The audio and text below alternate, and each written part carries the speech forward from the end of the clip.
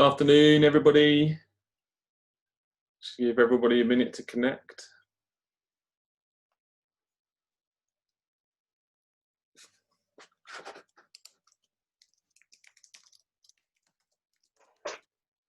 Right, I think that's everybody connected. Welcome to our first afternoon talk. This is a little bit of a different talk, this one, as we're going to be given a tour rather than a sort of a slideshow-driven talk. So I think this will be very interesting. Jack Martin is kindly offered to give us a talk on spectroscopy. Jack has been a member of SGL for some time. He's also been a keen astronomer for over 50 years, active in spectroscopy since 1997. He studied astronomy and planetary science at the Open University in 2010, and he co-authored Practical Amateur Spectroscopy and also author of a Spectroscopic Atlas of Bright Stars in 2009. He's also written lots of articles for various publications and has a long-term collaboration with an international group of small telescope spectroscopists. This is a tongue twister, this one today. So Jack is going to be giving us a tour of his observatory and explaining how he captures spectra. We're going to record it as usual to make available, particularly as I suspect a lot of people won't have been able to make it live today. So we'll make that available as soon as possible. And I'd like to hand over to you, if I can, Jack. Thank you. Okay, am I on? Yeah, we can see you. Let me, what I'm going to do, I'm going to just spotlight on you to make sure it stays on you. There we go. Spotlight, okay. Curtains. Right, okay. Good afternoon, everyone. Welcome to the Huggins Spectroscopic Observatory, based in Rayleigh in Essex. I want to thank Grant for inviting me to give this observatory tour. It was supposed to be live spectroscopy, but it's raining outside at the moment, so I can't open the roof and point the telescope at the sky. But I did anticipate this was going to happen yesterday, and I did actually get an interesting spectrum of the sun to show you a little bit later on.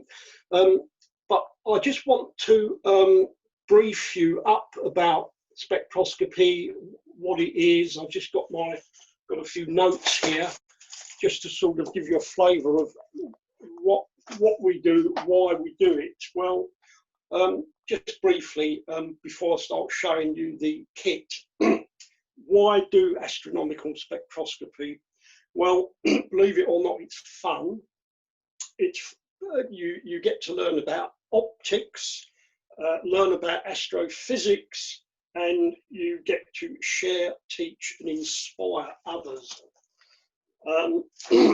Spectroscopy also transforms our view of the universe by exploring another astronomy, understanding the science beyond images, and seeing the invisible. So, what is the motivation for this? Well, you have to excuse me, I'm holding the camera with one hand and notes with another. Well, my motivation is to satisfy a curiosity over a question that will become apparent when I talk about the types of objects we're looking at, to contribute spectra, data of scientific value, to amateur professional projects, papers, and even PhD theses, to encourage others with appropriate equipment and the required persistence to do serious amateur professional work, and above all, to make a contribution to science. The reward is having data of interest published. Now, spectroscopy is quite an old, one of the oldest techniques used by astronomers, and it's to extract information from the light that's emitted by an object.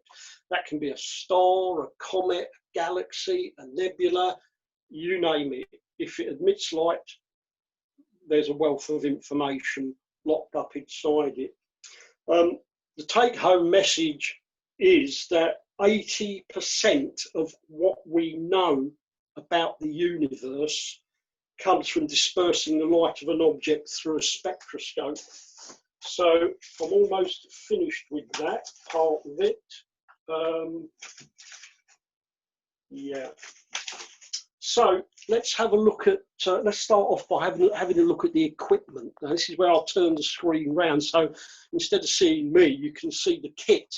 Right, okay, so I'll start at the top part here. I hope you can all see this. I'll just turn some more lighting on just to give it a bit more, whether that, no, that's it, right. So this is the business end of the setup. It's a low-res spectrograph made by a French company called Cheliac, who some of you may have heard of. They're based in France. And here, which I'm pointing to, is one of the gratings.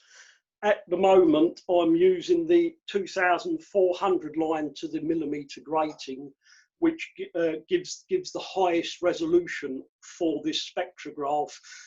You can buy 6 gratings are available altogether, and I'll show you those later. The spectrograph has been modified here. It's now got a built-in flat lamp switch and a neon lamp switch, and it had 3 modifications, which I'll tell you about. I'll just find what it had done. It had a new guiding mirror, which is easier to adjust inside the spectrograph. This is a new improved guiding port designed for the Lyres 3, and a new calibration module, which you can see there. So those are the 3 items that it had. Now I'm just going to have a walk round to show you another modification that was done. Right, you should be able to see this here. Now, you can see a motor and a belt, and inside that belt, you can just about see it there. That is the collimating lens, which you could only adjust manually. Now, the focusing procedure is in 2 parts. You have to focus the collimating lens to get the best resolution out of the spectrograph. Once you've done that, you then have to focus the telescope to get a thin beam of light coming through. So the reason why the light needs to be a thin beam or a sheath of light is so that you get a higher signal to noise ratio of the spectrum. Signal to noise ratio and resolution are everything. Now, this is higher resolution spectroscopy. So the higher the resolution, the more critical it is. Moving up now towards the telescope end, I just want to show you that some of you may recognise what this telescope is. It's a C14. Now, I cannot overstress the importance of having lots of aperture if you're going to be doing spectroscopy. These objects can be faint for our purposes, 10th to 17th magnitude, and you need a large aperture telescope. And in this country, I think you'll get the best out of a 14-inch. So this is an old C14 fast style, and it's a good workhorse and it does the job. Now, you can just see those mirror flop stopper, which I made a pair of them up myself. You can't get them through any of the suppliers, but I've got a little workshop down the end of the garden, and I've got an old US Whitworth tap and die set, so I can actually make these up to the correct American Whitworth thread. So this is what I've done, and I also, you can see the other one down there as well. I also wanted to point out to you the moonlight focuser, which you should be able to see, for wanting to move the hood of the spectrograph out of the way, which is what I'll tell you about in a minute. I'll just come round here, and you can see the moonlight focuser. Now, what all this means is that you can focus remotely, and you can also do the focusing of the collimation lens. You can also do that remotely using the motor.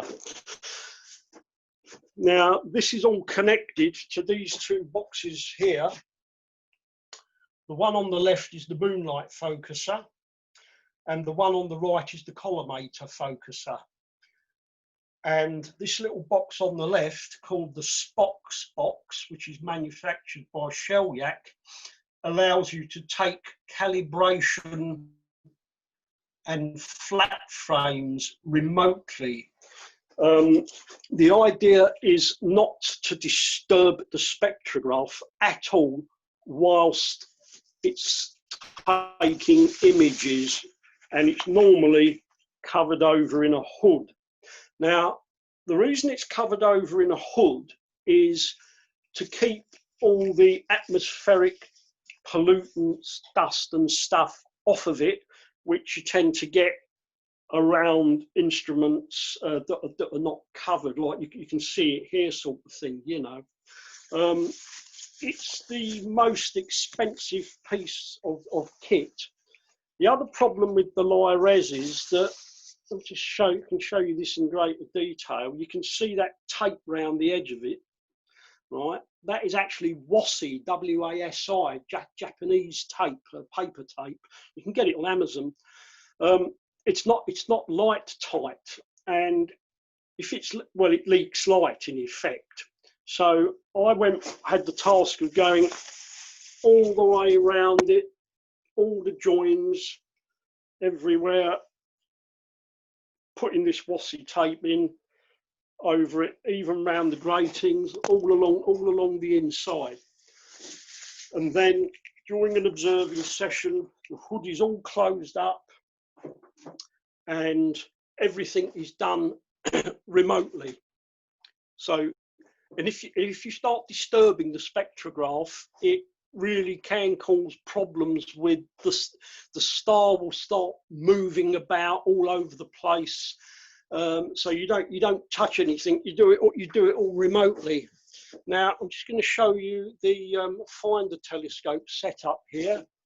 We'll start at that end. Okay, so I'm using 3 separate computers, and I'll explain why that is in a moment. This is the finder scope. It's just an ordinary 4-inch Bresser refractor. I'll just tone the lighting down a little bit. Yep, okay. It's a 4-inch f7 refractor, and it's got a flip mirror and a camera. Now, what happens is, these are the 3 computers. You can see 2 down at that end, and an old laptop down at this end. Now, the laptop drives the finder scope up here through. You view the image on the screen here. That lifts up, but I won't lift it. And in the event of camera or computer failure, and I've had a bit of that lately, you can just flip the mirror. I'll just adjust the light.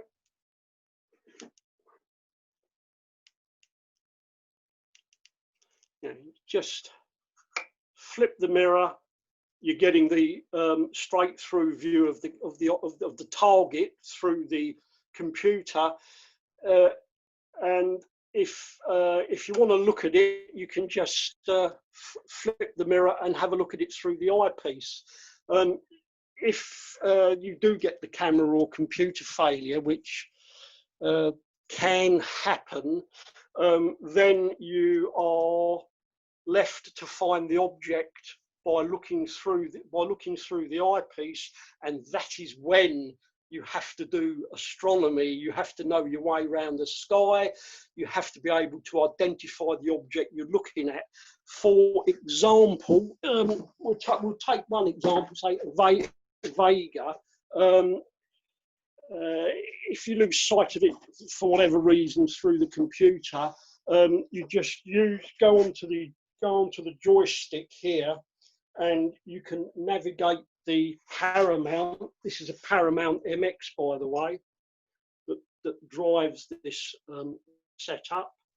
And over the years and years of looking at these stars through eyepieces, you get to know them, and they're like old friends. And I know what the star looks like. I know that Vega is a white A-type star, and it's bright. I know that Betelgeuse is a red M-type star, and it's bright. I know that Arcturus is an orange K-type star, and it's bright. And when you're looking at fainter objects, this becomes progressively more difficult because you can't see it. I'm working with some 10th magnitude stars at the moment, and I do have to rely on the camera to actually pick them up. Now, so what we've got here is these couple of computers. The main computers, the one on the left, that is that operates the imaging system, which is this here. I'll show you that more in a moment. So that takes the spectra through the Attic 460 camera there. You can see that. That's a monochromatic 460EX, and that's the Lodestar guide camera. Now, they are plugged into the spectroscope, and they are operated separately by two different computers. Now, this computer here, this drives the telescope, and this uses the SkyX and PhD2. Now, I also have PhD1, which is easier to use. PhD2 takes quite a bit of configuration, and we've only just sort of finished configuring it to our specific needs, and we're gonna test it and see how it performs.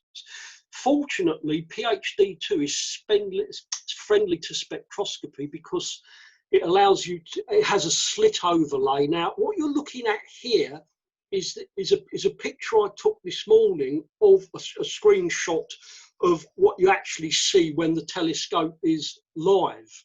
It's all switched off at the moment because it's raining outside, and I can't show you it live, operating live. But this is the next best thing. So you can actually see the slit of the spectrograph. Now, it's a 23 micron wide slit. Now, there's a 4-way slit inside the spectrograph that you can get from Sheldyak. You can get a 15, 20, 23, 35 and 50 micron width slit, and that enables you to switch slits, and you can get finer resolution with the 15 micron wide slit. That is very, very narrow, and you're going to need some pretty seriously good guiding on such a narrow slit. Now, down here, I just want to show you what all these are about. Now, these are actually the complete set of gratings that you can buy from Shellyak, and this one here is the 600mm grating, and it's housed in this box, and it just slides out of its container. Just about see they're plastic replicas inside there. So there's a reason why Shellyak makes 6 different gratings. I must be the only person in the country that's got the complete set of gratings. They come in at €552 each. Now, when I first bought the Lyres, it came with a 21 micron slit.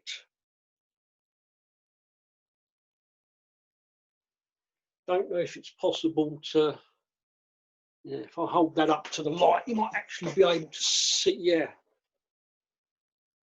Yeah, okay, there we go. Yeah, we can see that. Yeah, excellent. That's the 21 micron slit. I'll just put that back.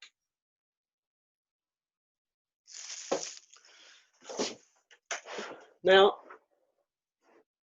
I have collections of gratings. I have 3 boxes of various gratings, and these were given to me by a friend who worked at the National Physical Laboratory in Teddington, London, and these were all ruled and manufactured at the National Physical Laboratory.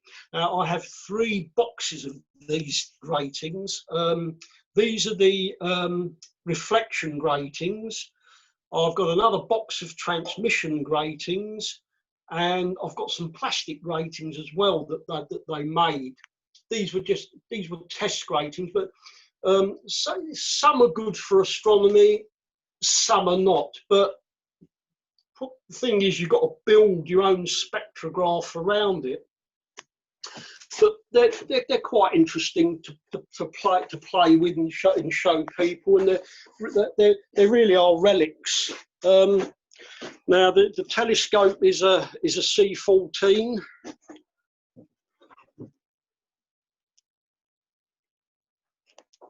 And I've got two. You can't actually see them. You can see the wiring there. I've got 2 dew heaters up the front there, because, as I'm sure you all know, Schmidt-Cassegrains are notorious for dewing up. And of course, I've got the dew shield as well. This is all Kendrick, by the way, and this is the Digifire 12 dew controller made in Canada by Kendrick. Once it's set up and working okay, it does work quite well.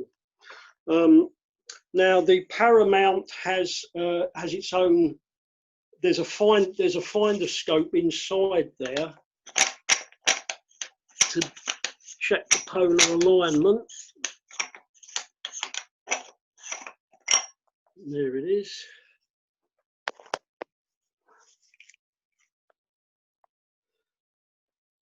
Fortunately, that doesn't need checking very often.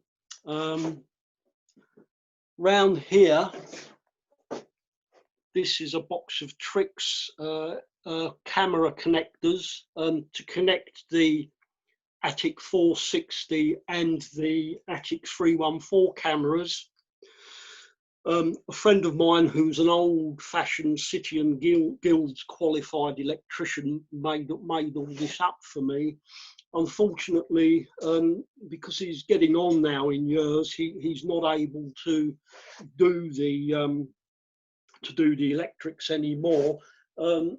He also used to repair the computers as well, but he's getting a bit long in the tooth for that. Now that's all powered by power supply down the bottom here. That's to run the auxiliary equipment, and down there is the 80, I think it's an 80 volt Paramount power supply that runs the mount. Now I just want to say something about all these computers. As you look round, you may wonder why. Well, why am I using not one, not two, but 3 computers? Well, if you have all the software running on one computer, experience has taught me that you end up getting a conflict of software. Now, the more you ask the computer to do, the slower it will run and the easier it will get confused. And what happens is the whole thing ends up crashing on you, and then you have to park the mount, power it all down, and then power it all up again. And you don't want that in the middle of an observing run. Now, this is a refurbished computer here. This is the latest one, because the other one literally died. Fortunately, I back up my data all the time, so there really wasn't an issue there.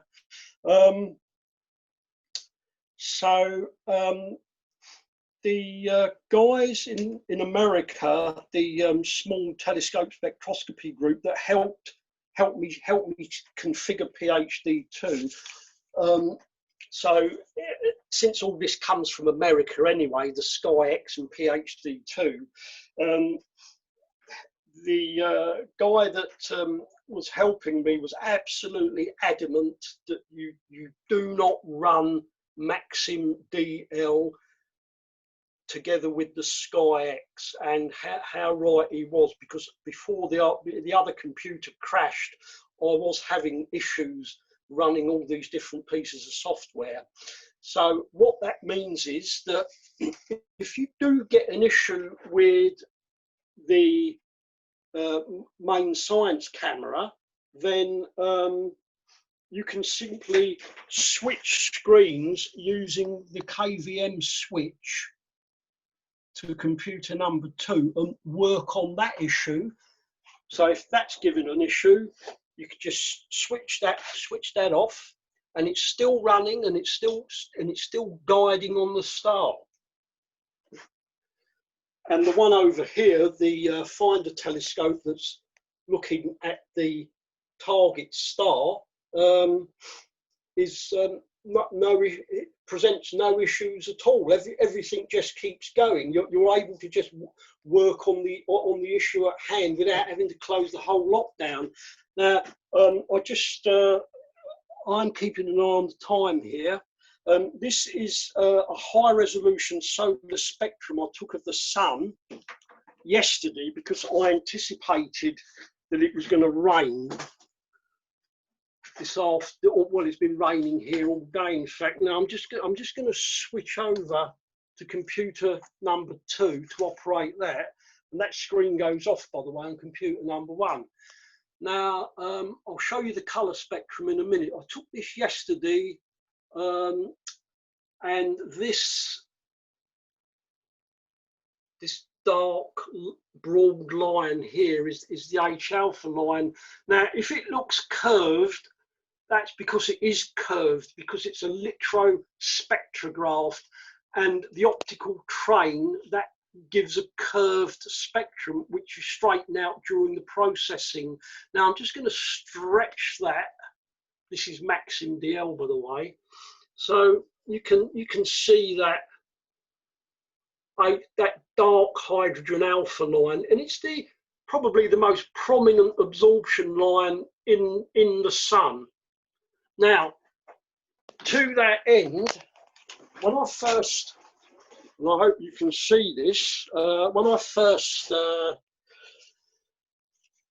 had the LiRes, I was viewing the sun directly with the maximum highest resolution rating. You can actually view it safely, and I shot the spectrum of the sun, and this spectrum extends the whole length of the observatory all the way down there.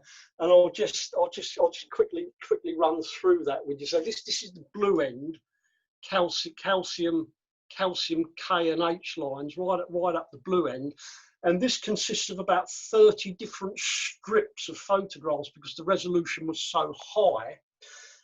So I just put this up this morning quickly just to show you. Now I am reliably informed that there are 2,000 spectral lines of the sun visible at high resolution with this spectrograph. I'm just going to move around. I've got to be careful because I'm walking under the telescope here. You don't get much room in these observatories.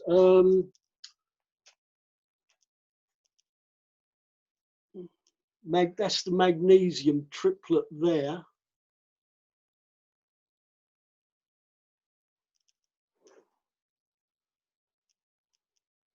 And we move down towards the red end. That's the famous sodium doublet. And then down towards the red end. And there is the H alpha line, what I just showed you.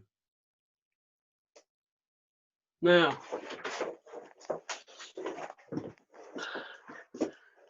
the observatory's had a new roof as well this year.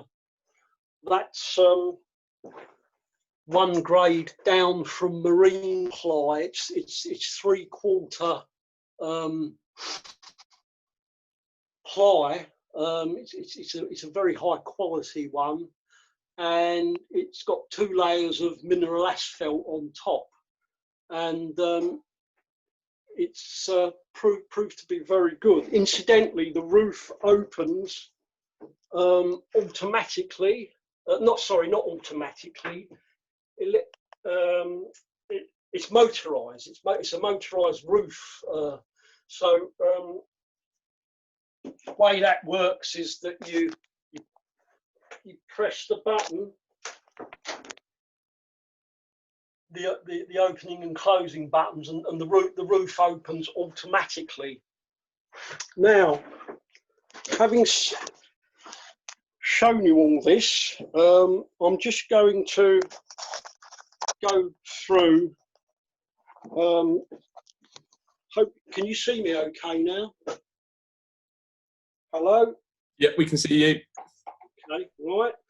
Just want to give you an explanation of what we actually do. So I work with a group of small telescope spectroscopists, an international group, Germany, France, America, and what we do is we look at certain types of objects. Now the list is endless. Now the French group look at particular types of objects, symbiotic stars and BE stars, B-type emission line stars. And Francois Tessier heads that group, and he puts out alerts on what to look at.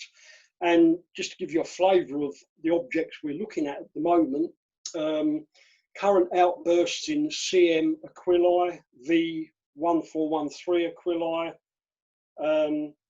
They also want of AG Draconis, AG Pegasi, Z Andromedae, AX Persei at the end of its eclipse, and all these are ongoing. T Corona Borealis, R Aquarii, RS OPH, you know what that is, I can't pronounce it. And they want more spectra because they want to try and lower the seasonal gap. Other classical symbiotics in Hercules and Cygnus, CI Cygni, V443 Hercules, V494 Monostrus, in the morning sky. Now the big one at the moment is Nova Cas, which has flared up. I haven't had a clear night, believe it or not, so I haven't got a spectrum of that yet. Others have jumped on it and are doing very well. Nova Cas 2020, oscillations at maximum, daily coverage required, send spectra to Francois Tessier. Now, the other guy that I'm working with, this is a German group, and that's run by Ernst Pohlmann. And he has a set of targets that I've been working on for the past 5 years. Stars such as, these are different from the BEs and the symbiotics, VV Cephei, Pi Aquarii, 28 Tauri, Zeta Tauri, Gamma Cas, and P Cygni. Now, we monitor stars, relatively bright objects, because what you have to remember is that the big telescopes don't monitor these objects for 2 reasons. First of all, the brightness of these objects would flood their detectors. Secondly, nobody gets years of telescope time. Telescope time is a valuable commodity, and you really do have to plan and manage what you're going to look at in any one night.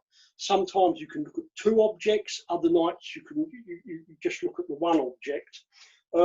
So the Spectroscopy Science Group, which is the American group, meet every 2 weeks, and we have a couple of professional astronomers that have joined us in that group, and one of them is none other than Dr. Christopher Corbally. You can see the book there. This is the Bible of Spectral Classification, written by him with Richard Gray some 10 years ago. He's based at the Vatican Observatory in Tucson, Arizona, and he's just the type of person we want on board, because he wrote the Bible of Spectral Classification, and he gives lots of guidance and advice.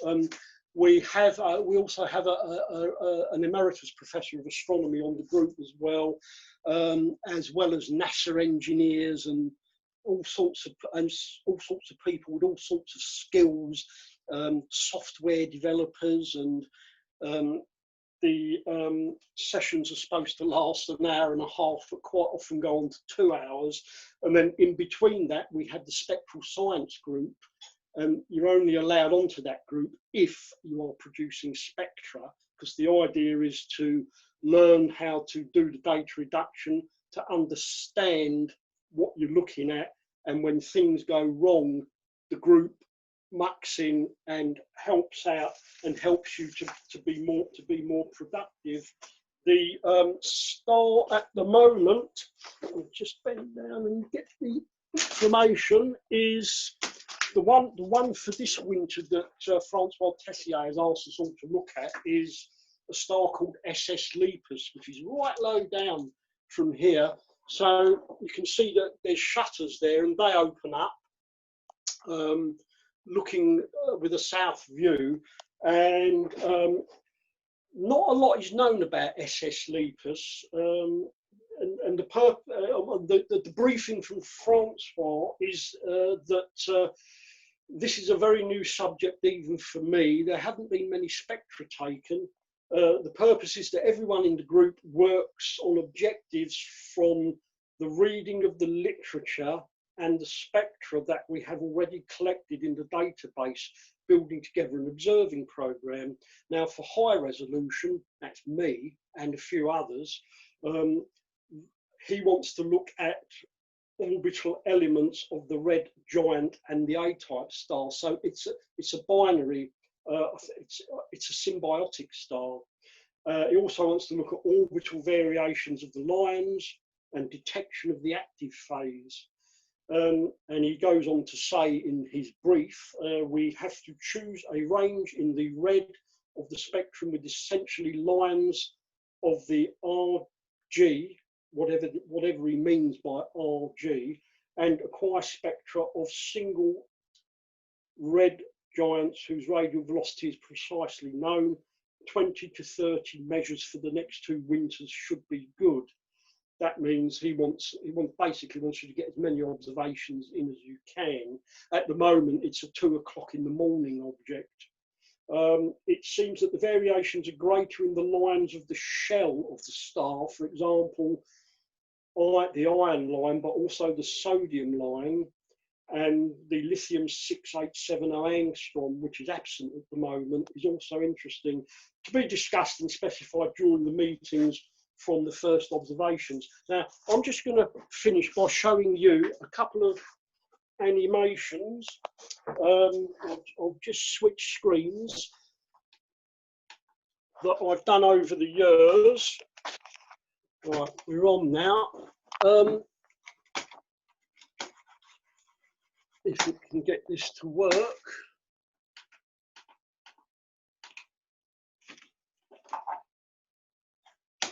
There we go. So I'll just get rid of that and I'll get the Pi Aquarii. This is a star called Pi Aquarii, and this is an animation I made of 8 spectra taken from August 2019 to January 2020. Now, this is the H alpha emission line of Pi Aquarii. Sorry, getting my stars mixed up. And you should be able to see changes there in the H alpha emission. Now, these animations do take quite a bit of time to make from all the different spectra that you get over the years. Now, this is a fast one here. This is VV Cephei, and this is from 2016 to 2020, or the end of 2019. And you're looking at about 100 odd observations. Now, VV Cephei is a huge binary star system, and it shows a double hydrogen alpha emission line. It's a red M-type giant, which is orbited by a smaller B-type companion. And you see an emission line at the blue wing and an emission line of the red wing of the H alpha. And this went into eclipse in 2018, or there about 2018. This star goes into eclipse every 20 years. And the last time it went into eclipse in 1997, it was not well covered at all. So we really jumped on this, and this is like 3 years of monitoring the changes of the eclipse as it goes through eclipse. Now, this GIF that I made up still needs quite a bit of work on doing on it. The lines should not jump about like that. Everything should be lined up, but you know, that's an afternoon's work. Now, I'm going to finish here. Oh, and before I do, I just want to plug my book. There we go. my very own Spectroscopic Atlas of Bright Stars. It's a good beginner's book. Anybody starting out in spectroscopy. This took 10 years of imaging and 2 years to write. That's worth having a look at. And this is a vintage grating made by one Henry Rowland, the American gratings manufacturer, about 1900 or so, and it's got 14,500 lines to the inch. And you can hold that over the eyepiece of a telescope and it will disperse the spectrum. You can actually see the spectrum of a star. Now, with that, I will finish and turn the camera around. If there's any questions, fire away. Thank you very much, Jack. That was thank you for listening. That was absolutely fascinating. It was great to see a tour of your observatory as well and see how it all bolts together. I think seeing a practical approach has been particularly interesting. There are a couple of questions. I've had one came through probably from Andrew. Andrew, I don't know if you want to ask it or you want me to ask it. Hi, it's Andrew here. I really just asked why you couldn't just use your Paramount to point directly at the star rather than using a guide camera. Because when I had a Lisa spectrograph, I found it was accurate enough to put it on the mirror, fairly close to the slit. Yeah, you can guide with the Sky X, and this is a new version of the Sky X. I haven't learned how to do that yet. Because what I found was I've used the Sky X for virtually everything. When I had a Shell spectrograph, I had 3 cameras, a relay and several other bits and pieces being coordinated with 2 versions of the Sky X running at once. Oh, I right. managed to run that on one PC and never had any problems whatsoever. Yeah. I think the issues come when you start mixing lots of bits of software together. Sorry, you said issues start coming when you mix lots of bits of software together. Yes, yeah? if you just stick to say, the Sky X or Maxim or whatever, then it's much better than putting the 2 together. Yes. Okay. So I can just guide through the Sky X without even using PhD. Absolutely, that's what I do all the time. Well, I don't bother guiding now because I'm using low resolution, but yes, that's what I used to do. Okay. You're absolutely right. That the more software, the less software you can use, the more reliable the setup is. Mm. And I should just add that all this spectra goes into a data mine, a database, which is the ARAS forum, which you're probably familiar with.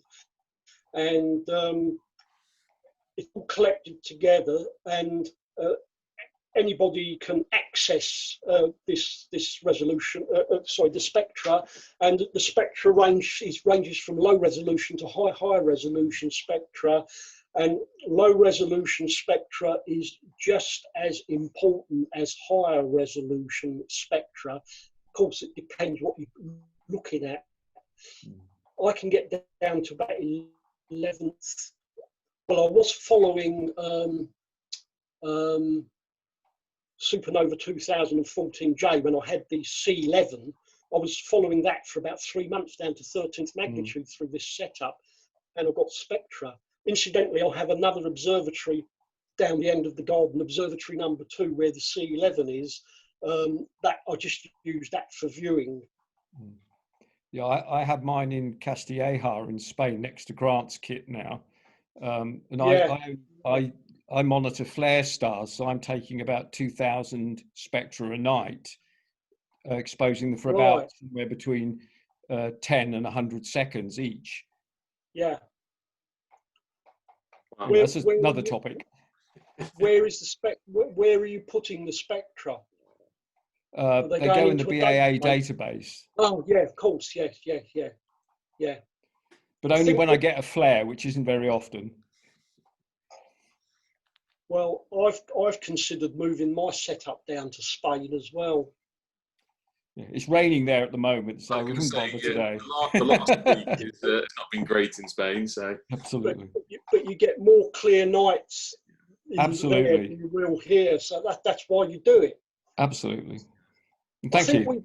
think we've met before, haven't we, at the BAA variable star section meeting? We did indeed. I gave a talk on my shell spectrograph. I remember that. Yes, yeah, very good. Thank you. We've had another question in from Mark. I don't know if you want to ask it, Mark. Hello, Jack. It's Mark from Herefordshire Astro. We met in the past. Hello, Mark. How are you? Good? I'm very well, thanks. Nice to see you. The thing which I was curious about, actually, Jack, with all those computers and everything else you've got in a single observatory room, does that create air currents which affects the recordings you're doing, or doesn't it make any difference with spectroscopy?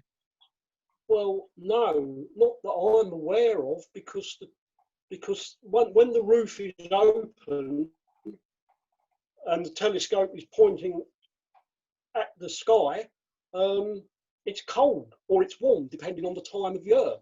It's an 8-foot by 8-foot roll-off roof observatory. So my answer to that would be no, but then again, I'm not aware of it, and there's certainly no evidence of that in the images, like the one I've just shown you here.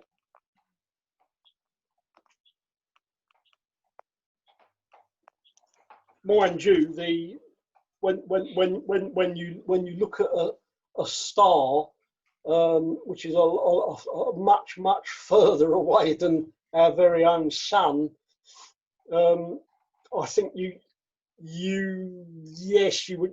Atmospheric turbulence can be a problem. Light pollution is not a problem with spectroscopy, fortunately, but atmospheric turbulence can be an issue, and it can be dancing. The star can be dancing around in the atmosphere, and you can be struggling to hold it onto these, to guide it on the slit. And some of these integration times or exposures can be up to half an hour on, say, a 10th, 11th, 12th magnitude star to get enough light to get a useful spectrum.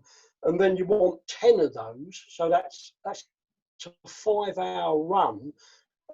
And then you stack those together, and you get a good signal to noise ratio.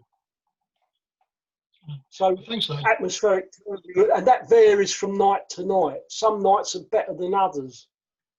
And the jet stream is below us at the moment as well, and that plays absolute havoc when it's over the UK. Right.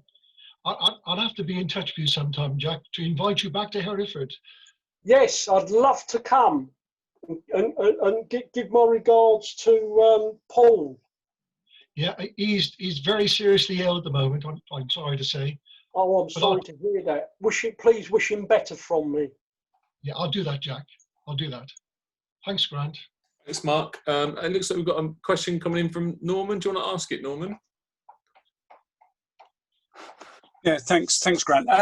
Jack, I've got a relatively new Lyrace 3 which I'm setting up, but I'm just thinking, collecting as much spectra as possible. Whether it be possible to, if you've got a very accurate tracking mount, that you can set up a fiber optic front end that feeds the slit, so you could record multiple spectra of stars simultaneously. Is that possible? Not without a lot of light loss. And Andrew is the person to speak to about that. This was attempted by Stephen Boyle at the University of London Observatory a couple of years ago. They've got a Lyrace which they use for training their undergraduate astronomy students, and he reckoned it was difficult or impossible to fibre optically feed it, but I believe it can be done, but at a cost, and that cost is light loss. It would be much better to have it on a table with a temperature controlled cover, box cover, and that would certainly make it more stable. The next step up from that is the Eshel spectrograph. That's the next level of complexity. But my advice to you is spend the most money on the mount. So if you can afford it, get a plane wave out azimuth mount. Plane wave is better than paramount. And also with the German equatorial mounts, such as paramount and others, you have to do this meridian flip, which means you have to interrupt the, once the star goes past the meridian, you have to flip the mount round to continue doing the observations. Without azimuth mounts, which is what the professional observatories use, there's none of that. And Planewave in America make those type of professional mounts as they do their Planewave telescopes. And people in my spectroscopy discussion group, quite a few of them use Planewave systems, and they're very stable and they're very pleased with them. But they are 2-3 times the price of what a paramount would be. Yeah, I know. I suspect. I mean, I think 10 micron also do an alt azimuth as well. Oh, okay. I don't know about that one. It's all worth looking at, though. But you've got to remember that you're using it for a very specific purpose, and you've got to be able to accurately guide on the slit for, well, all night if necessary. So you need a mount that's up to the job. You're working at a professional level, because we're producing scientifically useful spectra which is looked at by amateurs, because they send out the alerts via the databases, via the BE style database, the ARAS database. The AAVSO have now started to get into spectroscopy, and we get the data for them. So, and it has to be of a minimum resolution of about 10,000, and it's got to be processed and scientifically useful. So the processing is very stringent. So with the line res 3, would you say I've got the 2400 lines one grating? That's the one. Yeah. The different gratings allow you to look at different objects. I do actually have a sheet here. If I can just find it. Ah, here we are. Right.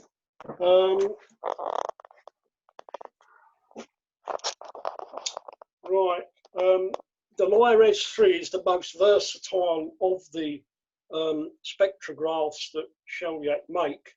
Now, the 150 grating is good for aurora spectra, and the 300 grating, composition and classification, for example, of comet. The 2400 grating, which is the one you've got, is good for periods and orbits and pulsations, line profile changes, which is what I look at. You look at one line or two lines. You look at the hydrogen beta line, the hydrogen alpha line, the iron line, the sodium line, but with the 2400 grating, you can only look at those specific lines. And also the 1200 gratings, spectral changes within a few hours, you're going down in resolution. The 1200 or the 2400, you can do periastron studies with, and 600 to 1200, you can gratings, you can do radial velocities of absorption lines, but you've got to have the different gratings in order to do that. But all right. Yeah. Thanks very much. That's very, very helpful. Thank you. Thanks, Norman. Has anybody else got any questions for Jack? You answered my question, Jack, about how many exposures you need to take and how long in just a few moments ago. So it's yeah, it's not just quick. It's not a quick process. No, it is not a quick process. You cannot rush it.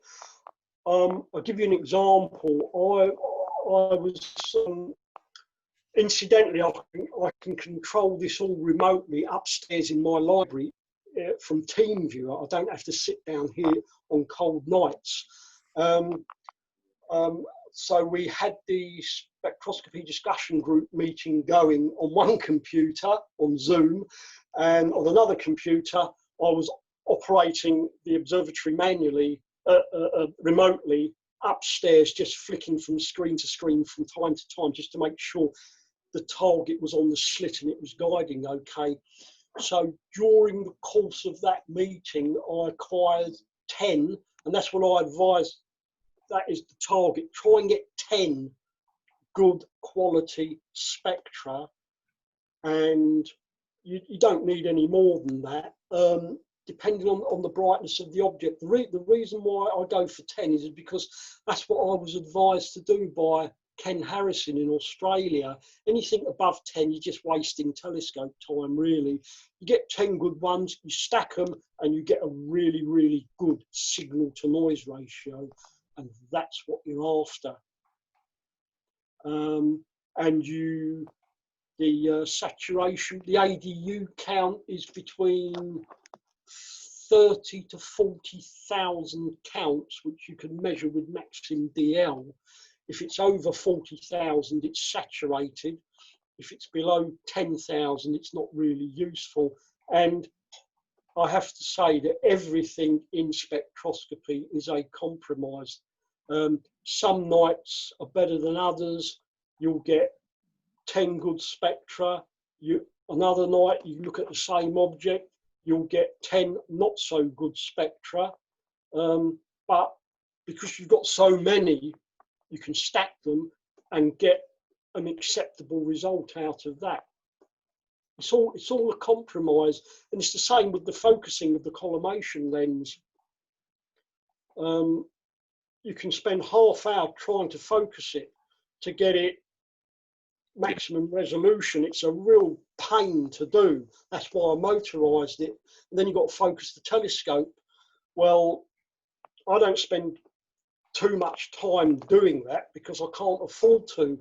You have to eyeball it and get it as best as you can and just go, because your time to view some of these objects is very limited. For example, SS Lepus is low down from here. It's only visible for a couple of hours. So that means I've got to get it focused, and I've got to get collimating lens focused and the telescope focused as quickly as possible. And some mornings the focusing isn't as good as it was last night, but I just haven't got the time to spend half an hour trying to get it just right. You will never get it 100%.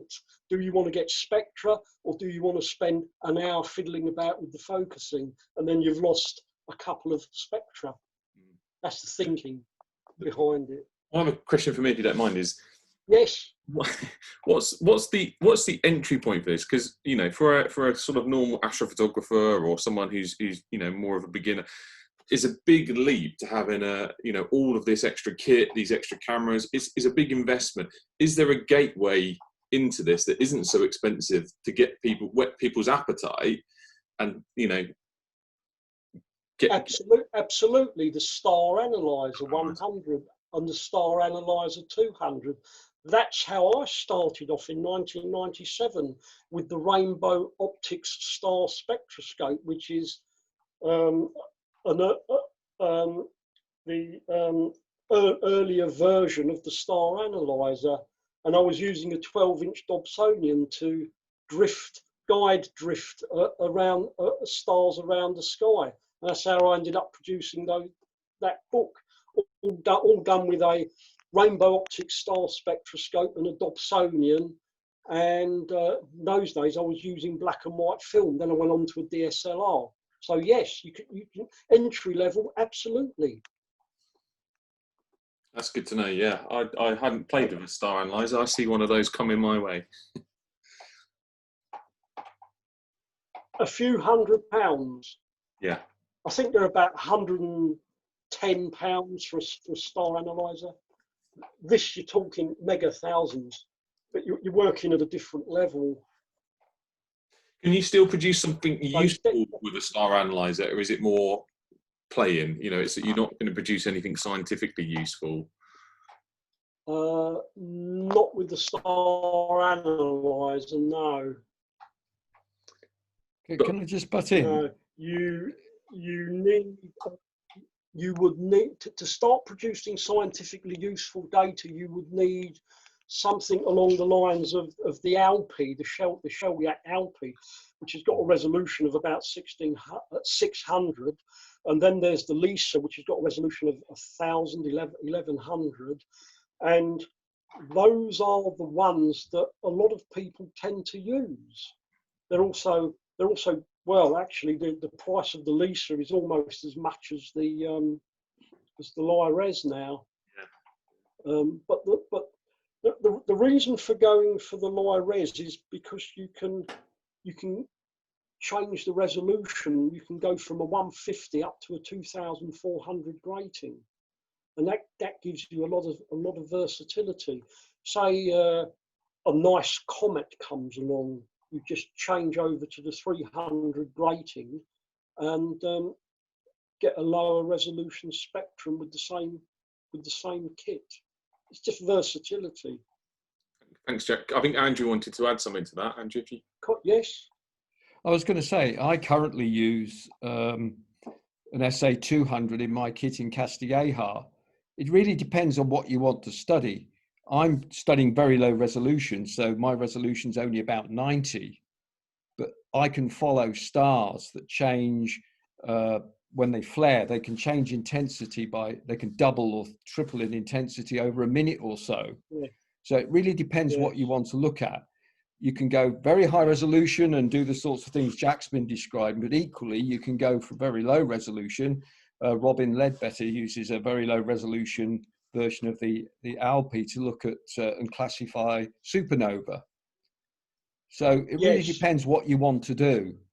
As Jack said, it's a compromise. Yes, you can use low resolution gratings in the Li-Res, but unfortunately with the doublet, it's not all going to be in focus. So it tends to be blurrier than it might be. So again, it's all compromises, but it depends on what you want to look at. Super. Thanks, guys. And you have to remember that, well, what I'm doing these are long-term monitoring projects. They can go on for years and years, looking at the same objects and building up a huge database of how they change over time. That's the commitment. You're not looking at it for 2 nights or 3 months. You're looking at it for 2 or 3 years. And then something else flares up, and then you get a request to look at something else. So you've got to pull the telescope off that to get something else. There's not that many people doing spectroscopy. Sorry, what were you going to say? I was nodding along there. Sorry, Jack. I guess it's something we've talked about doing as a test setup in Spain with some of our kits over there. Particularly, obviously, we do quite a bit with Starlight Express, and they've got their spectrograph. So we have talked about having a spectrograph set up over in Spain. So maybe this will give us the inspiration to give it a go. And Andrew, I think there might be a PM coming your way, sir, to see if you're up for giving us a talk about what you're up to. If you'd be so kind, maybe at some point in the future. It sounds really interesting. So. Yes. Okay, well, thank you very much, Jack. I think unless anyone's got any other questions, I think we've used up a fair chunk of your afternoon, and we really appreciate it. And hopefully it will spur some people on to giving this a go, and then maybe we can have you back again in the future to see, you know, where else we can take these things. And I'd particularly like to learn about the software. Sorry? I was going to say, I'd particularly like to learn a bit more about the software side and the processing side as well. That would be very interesting. The processing side of it is quite interesting. Yeah, that's another talk in itself. And yes, I'd love to come back at some point in the future and talk to you about that. Absolutely. We need as many people on board as possible collecting the data. Well, hopefully this will inspire some people, and it's definitely something I'd like to learn more about. So yeah, we'll try and put something together. So thank you very much, Jack. Thank you all for joining us. And just a reminder, everybody, we've got a talk tonight from Martin B about landscape astrophotography. So very, very different to the topic this afternoon, but equally as interesting. So hopefully see some of you there this evening. And thank you again, Jack. And we'll hope to have you back again in the future. Pleasure. Have a good rest of the afternoon, everybody. Thank you. Look forward to it. Take care. Bye-bye.